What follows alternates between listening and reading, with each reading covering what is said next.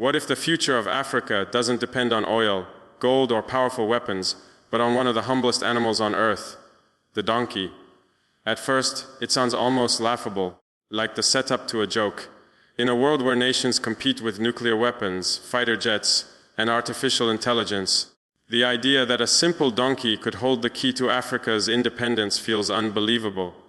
Yet this is exactly the vision of Ibrahim Traoré, the young leader of Burkina Faso, who has stunned the world with a plan so unusual, so unexpected, that it's forcing even the most powerful countries to pay attention. While others chase technology and foreign investments, Traore has looked deep into the villages of his country, where life is hard, resources are scarce, and survival often depends on resilience rather than machines. And what he saw was an answer hidden in plain sight.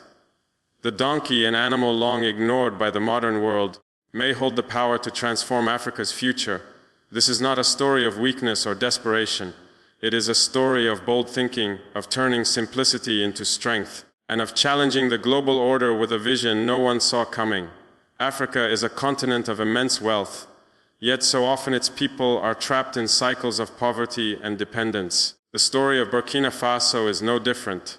Despite its rich soil, hardworking farmers, and strong traditions, the nation has been forced to rely on outside powers for survival. Sanctions, blockades, and the manipulation of resources by foreign countries have made life harder. Every time Burkina Faso tries to stand on its own feet, it finds itself tied down by invisible chains. These chains are not just economic, but political and strategic. When powerful nations want to weaken an African country, they do not always use bombs or soldiers.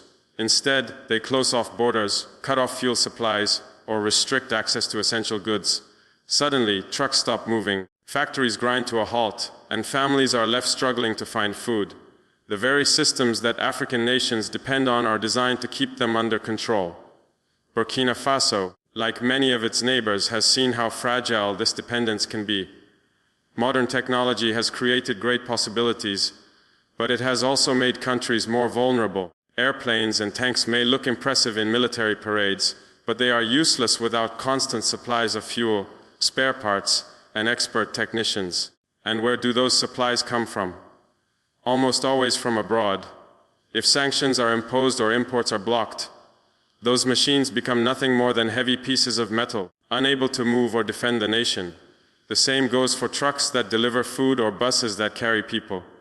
Without fuel, they sit idle on empty roads, a reminder of how much power foreign countries hold over daily African life. In times of crisis, these weaknesses become even clearer. Natural disasters like floods or droughts can wipe out crops and destroy infrastructure.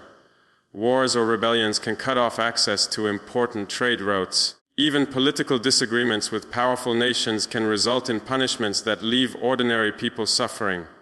The entire system built on fuel, imported goods, and modern machinery becomes fragile the moment something goes wrong. This is the trap that Burkina Faso and much of Africa has been caught in for decades. Leaders have often chosen to copy Western models, spending enormous sums on high-tech equipment and foreign technologies, believing this would make their nations stronger. But instead of independence, it has only deepened dependence, creating a situation where Africa cannot stand without outside support. For the farmers in the villages of Burkina Faso, this reality is felt every single day. A farmer may work hard under the burning sun, planting crops with hope, only to find that transporting those crops to a market depends on a truck that needs expensive fuel. If the roads are destroyed during the rainy season, the truck cannot reach the village. If sanctions block the fuel supply, the truck cannot even start. What use is the farmer's hard work if he cannot get his harvest to the people who need it? Families struggle, hunger spreads, and the cycle of poverty continues. In the cities, the situation is no better. Factories that rely on imported machines often find themselves shutting down because they cannot get spare parts. Workers are sent home, jobs are lost, and the economy weakens further. The more a country depends on foreign systems, the more vulnerable it becomes to outside pressure. This is the reality Ibrahim Traoré has seen with his own eyes. As a soldier, he has walked through the dusty villages and listened to the voices of his people. He knows what it means when soldiers cannot move because their vehicles are useless without fuel. He has seen what it means when food cannot be transported, when medicine cannot reach the sick, and when people lose hope because their survival depends on decisions made in faraway capitals.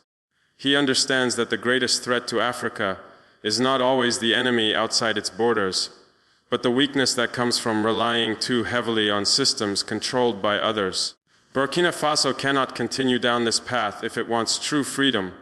The idea that strength must come from high-tech machines or expensive imports has been proven wrong time and again. A single sanction can silence an entire fleet of trucks. A single blockade can starve a nation. For too long, Africa has been told that progress means copying the West, but that so-called progress has kept the continent in chains. The people of Burkina Faso know that survival does not always depend on fancy solutions. It depends on resilience, on the ability to keep moving when everything else stops. That is why the old ways, the simple tools, and the humble animals that have carried African communities for centuries cannot be ignored. They may not shine like polished machines, but they hold a strength that no sanction or blockade can take away. In this struggle for independence, the problem is clear. Burkina Faso cannot rely on a system that is designed to fail when pressure is applied from outside. It cannot put its future in the hands of fuel prices decided in foreign markets. It cannot depend on imported machines that break down and wait for parts that may never arrive. It cannot allow its people to starve or suffer because roads are destroyed or borders are closed. The nation must find a solution that works not only in times of peace but also in times of war, not only in cities but also in the most remote villages. It needs a foundation that is built from within, using resources that belong to the people, not to outsiders. This is the starting point of Traore's vision.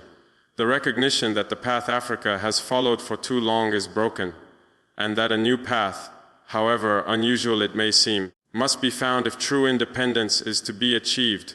When people first hear that Mai is turning to donkeys as part of his national strategy, the immediate reaction is usually surprise, laughter, or even disbelief. How could something so simple be part of a serious plan to save a nation? The world is used to thinking of power in terms of technology, weapons, and machines. Nations are judged by the size of their armies, their fleets of planes, or the power of their economies. But Im is not following this script. He understands something most people overlook. True strength does not always come from complexity or technology. Sometimes it comes from simplicity, resilience, and the ability to endure. This is where the donkey becomes more than just an animal. It becomes a symbol of independence and a tool that foreign powers cannot control. Donkeys have lived alongside African communities for centuries. Farmers have used them to carry water, firewood, crops, and tools across difficult terrain. Villages in Burkina Faso already know the value of these animals in everyday life. What Im has done is to look at what is already working and scale it into a national strategy. He sees donkeys not as a poor man's solution, but as a weapon of resilience, one that can keep the nation moving when all else fails. In a country where fuel supplies can be cut off at any moment, donkeys do not need gasoline or diesel. In regions where roads are destroyed by floods or fighting, donkeys can still walk through mud, across mountains, or over sand. They require no foreign spare parts, no imported technology, and no outside mechanics. Their strength lies in their simplicity. What makes this idea shocking is not that donkeys are new, but that someone has dared to see them as part of a nation's defense and development. The modern world trains people to laugh at such ideas, to believe that only expensive machines can solve problems. But Mai is reversing that thinking. He is saying, why should Africa depend on solutions it cannot control when it already has resources that are cheap, reliable, and sustainable? Donkeys may not move as fast as trucks, but they move consistently. They may not carry as much as planes, but they carry enough to make a difference, especially when millions of them are spread across the country. A single donkey can carry sacks of food, medicine, or water over long distances. Multiply that by thousands or even millions, and suddenly you have a national logistics system that no foreign country can shut down. Donkeys also represent freedom from foreign exploitation. Unlike oil, gold, or imported fuel, they are not resources that outsiders can easily steal or control. They are bred locally, raised by local farmers, and cared for with local knowledge. Foreign powers cannot place sanctions on donkeys, and they cannot shut off their supply. Bombing donkeys would make any aggressor look absurd and cruel, which means they are not an easy target. This gives Burkina Faso a shield that no weapon can break. It is not just a military shield, but an economic and social one, because it provides everyday people with a tool they can use without depending on government handouts or foreign imports. My decision to elevate the donkey into a national project is also deeply symbolic. It sends a message to the world that Africa does not need to imitate others to be strong. The West builds power from aircraft carriers and satellites, but Africa can build power from resilience and self-reliance. A donkey may not look powerful next to a fighter jet, but when the jet runs out of fuel and the donkey keeps walking, who is really stronger? This is the point wants to make. Power is not just about appearance. It is about survival, endurance, and independence. In villages across Burkina Faso, this message is already taking root. Farmers are starting to see their donkeys not just as helpers in the fields, but as part of a national vision. Young people who once left rural areas in search of city jobs are beginning to understand that the future can also be built in their villages through breeding and caring for these animals. Training programs are teaching them how to improve donkey breeding, design better carts, and expand their use beyond farming. Instead of relying on foreign aid, Burkina Faso is creating jobs from within. Each donkey represents not only a load of supplies, but also a family that has food, income, and dignity. The brilliance of this idea is that it works in both peace and war. In times of peace, donkeys help farmers transport crops, bring water to households, and reduce the costs of trade. This strengthens the economy and makes communities less dependent on outsiders. In times of war or crisis, the same donkeys become lifelines. They can carry supplies to soldiers, evacuate the wounded, or deliver food and medicine to isolated areas. Trucks might be stopped by destroyed bridges or blocked roads, but donkeys keep moving. They are a hidden army, one that does not wear uniforms but carries the weight of the nation on its back. This is why the plan shocks the world. It breaks the assumptions about what strength looks like. Foreign powers cannot believe that an African leader would choose donkeys over drones or carts over tanks. But that disbelief is exactly why the plan is powerful. It is underestimated, dismissed as primitive, and laughed at. And in that laughter lies Africa's advantage. While outsiders laugh, Burkina Faso is quietly building a system that works, one that cannot be stopped by sanctions, fuel shortages, or destroyed infrastructure. The donkey becomes the ultimate underdog, overlooked, underestimated, but carrying the weight of a nation's dreams. That leadership is not about copying others, but about finding solutions rooted in local reality. The West does not understand Africa the way Africans do. They see deserts and poverty, but Africans see resilience and possibility. By turning to donkeys, reminding his people that they already have what they need. They do not need to beg for imported machines or foreign aid. They can use what is around them to build a future that is both practical and independent. The donkey, humble and hardworking, becomes the symbol of this philosophy. It is a shocking solution only because the world has forgotten the power of simplicity. I'm not forgotten, and he is proving that sometimes the most underestimated resource can become the greatest weapon of all. Vision does not stop at simply recognizing the value of donkeys. He is turning that vision into a large-scale organized project that touches nearly every part of life in Burkina Faso. What began as an idea is now becoming a structured system of breeding centers, veterinary clinics, and training programs designed to multiply and strengthen the donkey population. Across the country, land is being allocated for breeding farms where thousands of donkeys are raised in healthy, controlled conditions. The government has invested in veterinary hubs to ensure the animals remain strong and capable, providing vaccinations, medical care, and nutrition programs. This is not a scattered effort, but a nationwide network, carefully planned to ensure that every village, every farmer, and every worker has access to these animals and the tools needed to use them effectively.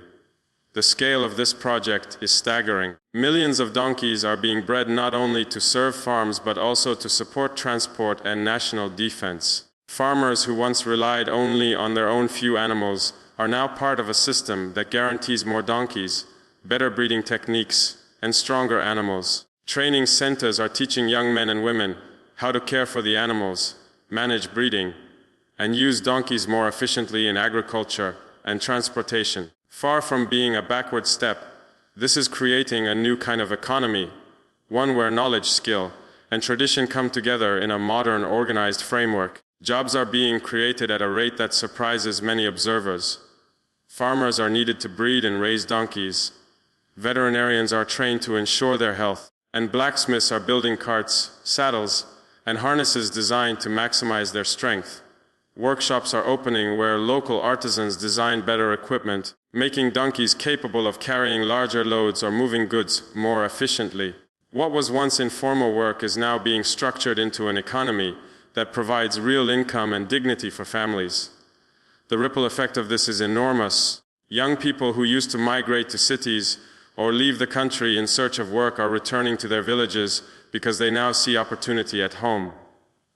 Families are able to survive, and entire communities are gaining strength. The vision goes beyond just economic stability.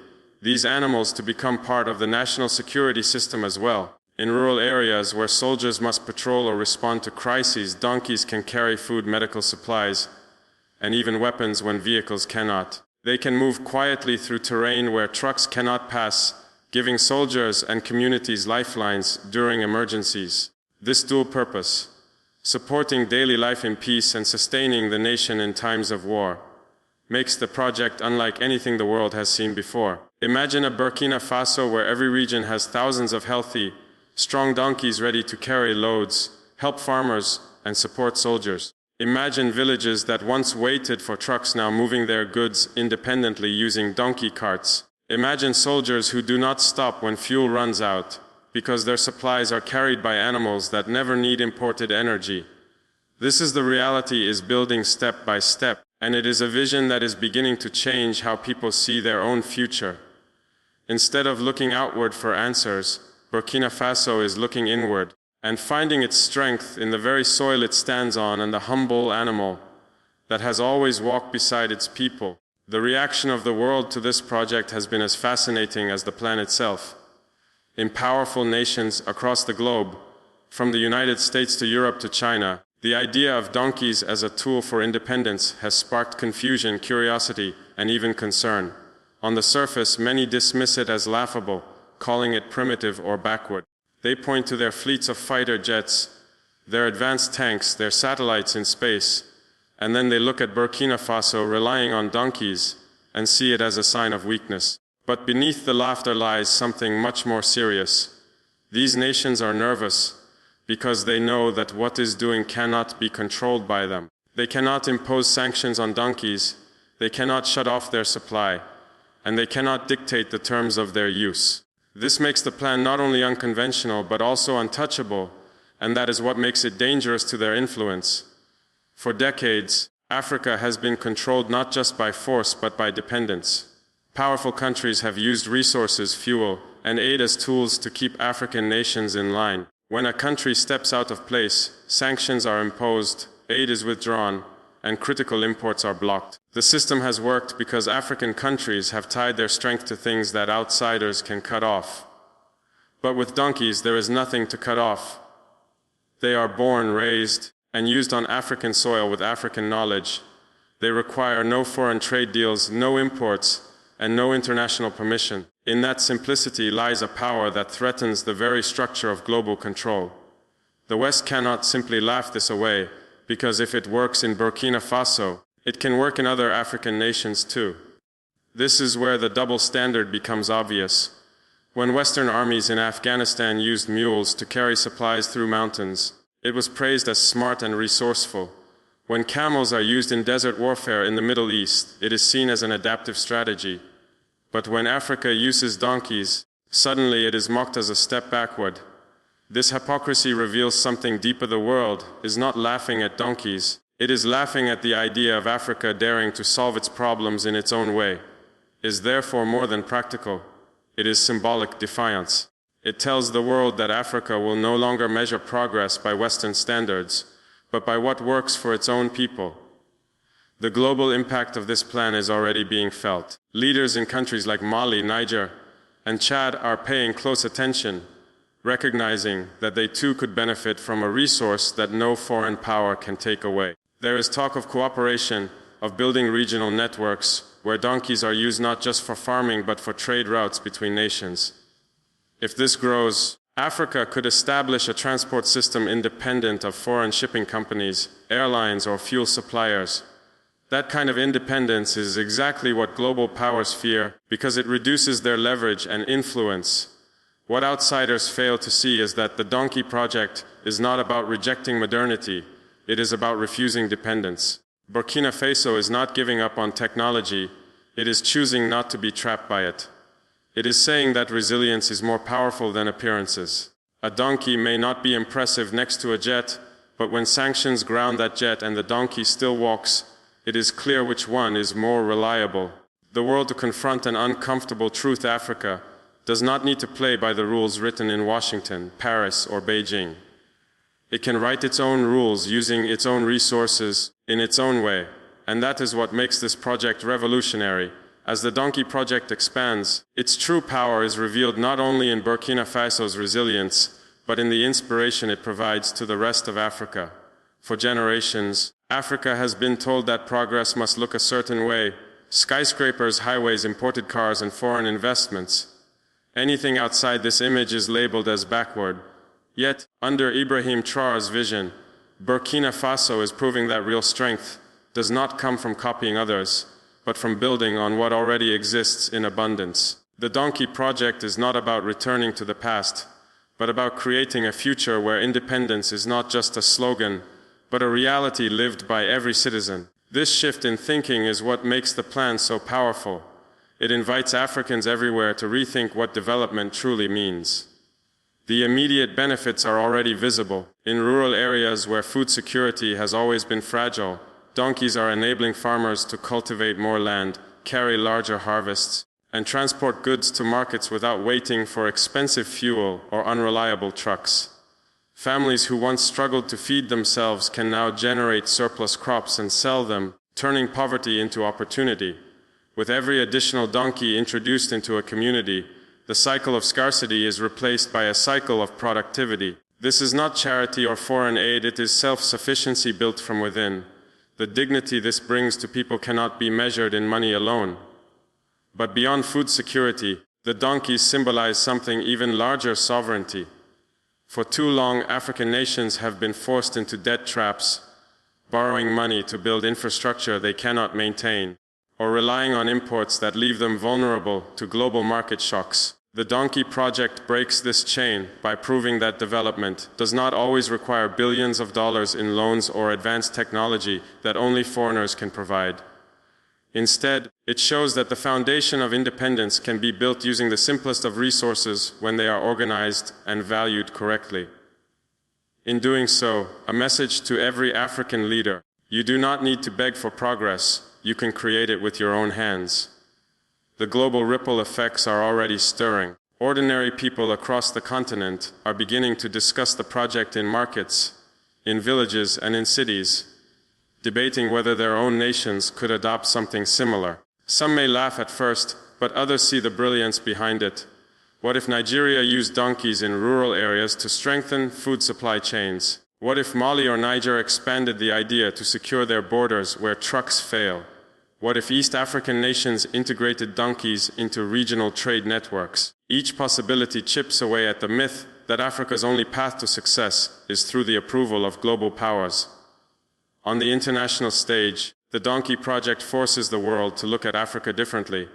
It is no longer just a continent asking for aid, but a continent presenting bold, unique solutions. When Burkina Faso stands up and declares that donkeys will be its tool of liberation, it unsettles the global order because it defies the expected script. Instead of weakness, it demonstrates courage. Instead of dependence, it demonstrates imagination. The very absurdity that critics mock becomes the strength that makes the project impossible to control or suppress. And as more nations take notice, the fear of a domino effect grows among those who have benefited from Africa's dependency. In the end, the Donkey Project is not about animals alone. It is about mindset. It is about teaching Africans to value their own resources, to trust their own traditions, and to innovate with what they already have. It is about proving that independence is not a gift given by outsiders, but a destiny built from within. When children in Burkina Faso grow up seeing donkeys as symbols of power rather than poverty, when farmers realize they can thrive without waiting for foreign investment, when soldiers see their strength rooted in resilience rather than imported weapons, then a new kind of Africa begins to emerge. This is true legacy, not just a political project, but a revolution of thought, one that redefines what it means to be free. Now the question is not whether this plan will work, but whether the people of Africa are ready to embrace it and carry it forward. The door to a new way of thinking, but it is the people who must decide whether they will walk through it. For too long, Africans have been told that power lies elsewhere, in foreign banks, in foreign armies, in foreign governments. But the Donkey Project shatters that illusion by showing that strength lies in the soil, in the villages, in the very hands of ordinary people. This is not just Burkina Faso's fight, it is Africa's opportunity. Every farmer, every worker, every leader must ask themselves whether they will continue depending on systems that keep them weak, or whether they will reclaim their future by turning inward to their own resources. This is the moment to rise, not with fear, but with courage. The world will laugh, the powerful will mock, and critics will dismiss the plan as impossible. But history has always been written by those who dared to do what others thought foolish. What today looks unconventional will tomorrow be remembered as visionary. If Africa can embrace this mindset, if Africans can stand behind their leaders who choose independence over submission, then no empire, no sanction, no foreign pressure can hold them back. The power is already in their hands. They only need to recognize it. So let the message echo beyond Burkina Faso. Africa must no longer wait for freedom to be handed down. It must seize it with determination, even if the tools look simple, even if the path looks humble. Donkeys may not shine like fighter jets, they may not roar like engines, but they endure, they persist, and they never stop carrying the weight. That endurance is the symbol Africa needs. A reminder that true strength is not about appearances, but about survival, resilience, and self-reliance. The time has come for every African to choose. Will you remain dependent on those who profit from your weakness? Or will you stand with those who show you the power of your own land, your own people, and your own vision? The choice is yours, and the future of Africa depends on it.